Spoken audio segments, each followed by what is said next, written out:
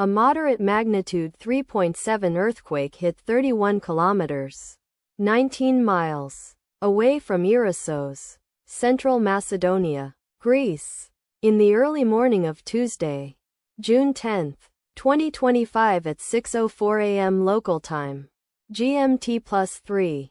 The quake had a very shallow depth of 5 kilometers, 3.1 miles, and was reported felt by some people near the epicenter. First to report, Raspberry Shake after 2 minutes. The earthquake occurred 3 days after a magnitude 4.2 earthquake had hit on Saturday, June 7, 2025, at 2:47 p.m. local time, Europe, Athens GMT+2, in 6.3 kilometers, 3.9 miles, distance to the west. Data source from Volcano Discovery. Did you feel it? Let us pray. May the earthquake that occurred not affect our brothers and sisters there. May the earthquake not happen again. And may God protect everyone. Amen.